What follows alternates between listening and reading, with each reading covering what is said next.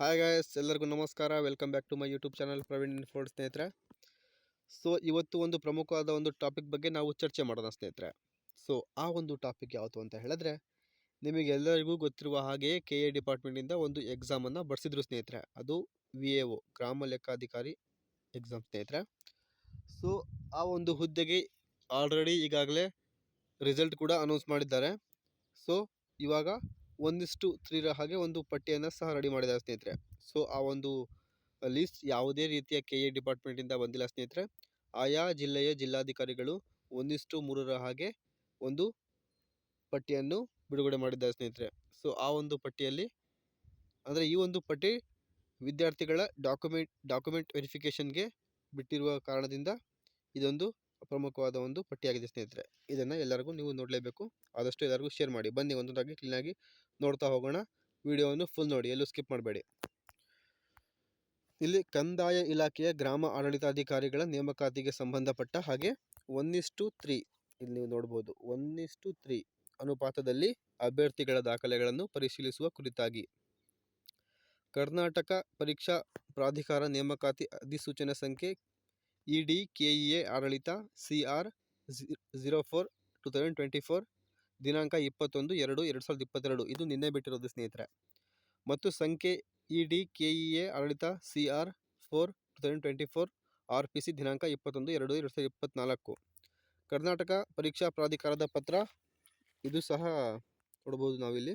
ಮತ್ತು ಇಲ್ಲಿ ಪ್ರಮುಖವಾಗಿ ಗ್ರಾಮ ಆಡಳಿತಾಧಿಕಾರಿ ಹುದ್ದೆಗಳ ನೇಮಕಾತಿಗಾಗಿ ಕರ್ನಾಟಕ ಪರೀಕ್ಷಾ ಪ್ರಾಧಿಕಾರ ಮೂಲಕ ಸ್ಪರ್ಧಾತ್ಮಕ ಪರೀಕ್ಷೆಗಳಲ್ಲಿ ಅರ್ಹತೆ ಪಡೆದಿರುವ ಒಟ್ಟು 3,946 ಅಭ್ಯರ್ಥಿಗಳಿಗೆ ಮೆರಿಟ್ ಪಟ್ಟಿಯಲ್ಲಿ, ಇದು ಮೈಸೂರು ಜಿಲ್ಲೆಗೆ ಸಂಬಂಧಪಟ್ಟಿದ ಒಂದು ಮೆರಿಟ್ ಲಿಸ್ಟ್ ಆಗಿದೆ. ಒಟ್ಟು 3,946 ಅಭ್ಯರ್ಥಿಗಳಿಗೆ ಮೆರಿಟ್ ಪಟ್ಟಿಯಲ್ಲಿ 1:3 ಅನುಪಾತದಂತೆ ದಾಖಲಾತಿ ಪರಿಶೀಲನೆಗೆ ಪ್ರಕಟಿಸಿದೆ. ಡಾಕ್ಯುಮೆಂಟ್ ವೆರಿಫಿಕೇಷನ್ ಆಕ್ಷೇಪಣೆಗೆ ಅವಕಾಶ ನೀಡಿದೆ. ನಂತರ ಅಂತಿಮ ಆಯ್ಕೆ ಪಟ್ಟಿ ಪ್ರಕಟಿಸಿ ಸಿಂಧುತ್ವ ಪ್ರಮಾಣ ಪತ್ರ, ಪೊಲೀಸ್ ವರದಿ, SSLC, PUC ಅಂಕಪಟ್ಟಿಯ ನೈಜತೆಯನ್ನು ಪರಿಶೀಲಿಸಿಕೊಂಡು ಆದೇಶ ನೀಡಲು ವೇಳಾಪಟ್ಟಿಯಂತೆ ಕ್ರಮವಹಿಸಲು ಈ ಪತ್ರದಲ್ಲಿ ನಿರ್ದೇಶಿಸಲಾಗಿದೆ.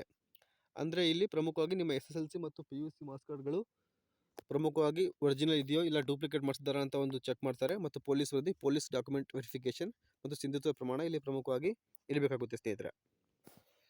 ಮತ್ತು ಇಲ್ಲಿ ಆದ್ದರಿಂದ ಮೈಸೂರು ಜಿಲ್ಲೆಯ ಅರ್ಹ ಅಭ್ಯರ್ಥಿಗಳ ಪಟ್ಟಿಯ ಪೈಕಿಯಲ್ಲಿ 1:3 ಅನುಪಾತದಲ್ಲಿ ದಾಖಲೆಗಳನ್ನು ಪರೀಕ್ಷಿಸಲು ಅರ್ಹ ಅಭ್ಯರ್ಥಿಗಳ ಪಟ್ಟಿಯನ್ನು ಪ್ರಕಟಿಸಿದೆ.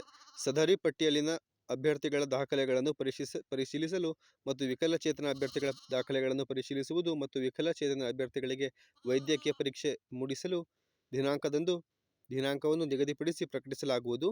ಗ್ರಾಮ ಆಡಳಿತಗಳ ಹುದ್ದೆಗಳ ನೇಮಕಾತಿ ಸಂಬಂಧಪಟ್ಟ ಹಾಗೆ 1:3 ಅನುಪಾತದಲ್ಲಿನ ಅಭ್ಯರ್ಥಿಗಳ ಪಟ್ಟಿಯನ್ನು ಜಿಲ್ಲಾಧಿಕಾರಿಗಳು ಮೈಸೂರು ಜಿಲ್ಲೆ ರವರ ಕಾರ್ಯಾಲಯದಲ್ಲಿ ಹಾಗೂ www.mysuru.nic.in ವೆಬ್ಸೈಟ್ನಲ್ಲಿ ಪ್ರಕಟಿಸಲಾಗಿದೆ ಸ್ನೇಹಿತರೆ. ಈ ಒಂದು ರಿಸಲ್ಟ ನಾನು ನಿಮಗೆ ಡಿಸ್ಕ್ರಿಪ್ಷನ್ ಬಾಕ್ಸಲ್ಲಿ ಲಿಂಕನ್ನು ಕೊಟ್ಟಿರ್ತೀನಿ. ನೀವು ಡೈರೆಕ್ಟಾಗಿ ಹೋಗಿ ನನ್ನ ಟೆಲಿಗ್ರಾಮ್ ಅಕೌಂಟ್ಗೆ ಜಾಯ್ನ್ ಆಗಿ ನೋಡ್ಬೋದು. ಹಾಗೆ ಈ ಕೆಳಕಂಡವರಿಗೆ ಮಾಹಿತಿಗಾಗಿ ಮತ್ತು ಸೂಕ್ತ ಕ್ರಮಕ್ಕಾಗಿ ಸಲ್ಲಿಸಿದೆ.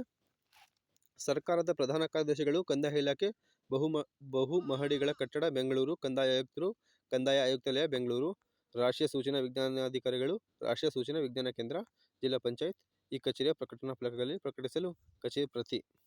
ನೋಡಿ ಸ್ನೇಹಿತರೆ, ಇಲ್ಲಿ ನೋಡ್ಬೋದು ನೀವು ಮೈಸೂರು ಜಿಲ್ಲೆಗೆ ಸಂಬಂಧಪಟ್ಟ ಹಾಗೆ ಯಾರ್ಯಾರು ಅಪ್ಲಿಕೇಶನ್ ಹಾಕಿದ್ರೋ ರಿಸಲ್ಟ್ ಕೂಡ ಅನೌನ್ಸ್ ಆಗಿದ್ದಾರೆ.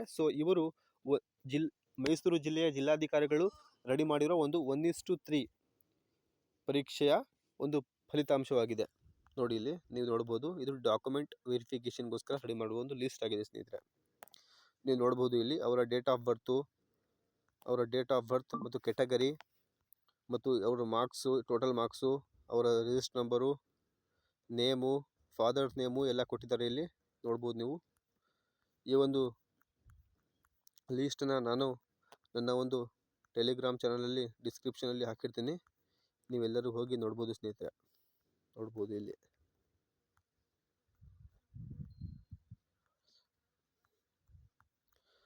ಮೊದಲನೇದಾಗಿ ನಾನು ಹೇಳೋದಾದರೆ, ಇಲ್ಲಿ ಸೆಲೆಕ್ಟ್ ಆಗಿರುವ ಎಲ್ಲ ಅಭ್ಯರ್ಥಿಗಳಿಗೆ ಒಂದು ಕಂಗ್ರ್ಯಾಚುಲೇಷನ್ಸ್.